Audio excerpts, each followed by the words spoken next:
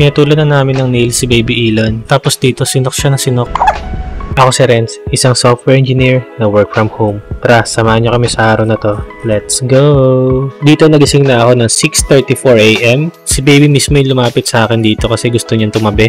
Magpapaaraw na sana kami, kaso pagtingin ko sa balcony, masyadong cloudy kaya natatakpan yung sunrise natin. Naghintay lang kami dito ng ilang minutes, tapos sumilip na yung araw kahit papano. Kaya dito nilabas ko na si Baby. Kahit onti lang yung araw, mas okay na to. Kaysa sa hindi siya maarawan. Pinapadede ko lang dito si Baby. Gatas pala to ni mami niya. After namin magpa-araw ng 5 hours, nakatulog na si Baby, kaya pinahiga ko na ulit siya dito sa kama. Magtitimpla lang ako ng barley para kay wife. Iniinom pala namin to every morning, empty stomach kasi mas effective siya. Tapos ibigay na natin kay wife. Need niya agad inumin to para hindi mawala yung nutrients. Iinom na ako dito ng 2 liters of water. Ito naman yung normal routine ko every morning. Nagising na pala si Baby dito kaya nilalaro namin siya. Gustong gusto daw niya ng kiss ko, kaso bawal. Kakain na muna kami dito ng breakfast, sweet and sour pork. After kumain, ako muna yung magbabantay kay Baby saglit kasi may gagawin lang si wife. Kinakataan ko siya dito kaya ang himbing ang tulog niya. Makikita niyo naman sa mukha niya. After ko magbantay, iinom naman ako ng yogurt pampawala ng arthritis. Mag-edit na tayo dito ng mga videos. Need natin mag-work kahit weekend. Araw-araw kasi ako nag-edit kaya kung mapapansin nyo, araw-araw ako nag-upload. Kahit busy na, kailangan pa rin natin gawin. Kailangan pa rin natin magsipag kasi dapat no excuses, lalo na kung gusto mo maging successful in life. Bagong palit pala dito ng damit si Baby para daw pang Japanese yung itsura kaya binidyoan ni wife. Isa din sa mga purpose kung bakit ako gumagawa ng daily vlog kasi makikita ito ni Baby Elon kapag lumaki na siya.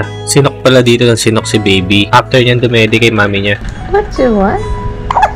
Magluluto na muna ako dito ng hotdog pang lunch namin kasi nakalimutan namin tanghali na pala. Magtitimpla din ako dito ng Milo para kay wife kasi maganda daw to para sa kanyang breastfeeding. Malalasahan daw ni Baby yung Milo. Kakain na tayo dito. Excited tayo, muntik pa tayo mapasok. Tinatry pala namin dito painumin si Baby sa baso kasi gusto namin masanay na agad siya sa pakikipaglaban sa buhay. Ang goal kasi namin in 2 months lang dapat marunong na uminom sa baso si Baby. Kumakain na siya ng crispy pata. Dito magpa-plate pala ako ng bedsheet kasi 2 araw na kami hindi nakakapagpalit. Gusto kasi namin ni wife laging malinis yung kama. Hindi baling hindi na mag-toothbrush basta malinis yung kama. Puputulan na pala namin ng nails si Baby Elon. Mahaba na kasi yung mga kuko niya. Na-scratch na niya yung mukha niya. Buti may binili si wife na nail trimmer. Pang bata talaga siya. Pang newborn. Kung makikita niyo merong mga pads. Ang gagamitin natin dyan yung color pink. Kasi yan yung pang 0 to 3 months. Yung battery pala nito is AA. Meron siyang option dito na pang right and left hand ni Baby. Mas better kasi to kaysa sa nail cutter. Kasi pwede siyang masugatan doon. Tinitrim na dito ni mami niya yung nails ni Baby. Ang dali niya lang gamitin. Very safe to use. Ako din nag-try. Feel na feel ko dito yung pag-trim. Mamaya itatry ko sa akin. After ng session namin ni Baby Elon, maglilinis muna ako ng banyo. Kasi matagal-tagal na rin ako hindi nakakalinis. Mga 3 days na rin. Hindi ko alam kung bakit sa tuwing naglilinis ako, sumasaya yung puso ko. Ito yung isa sa mga nagustuhan sa akin ni wife, yung hilig ko sa paglilinis ng bahay. So yun lang. Thank you for watching.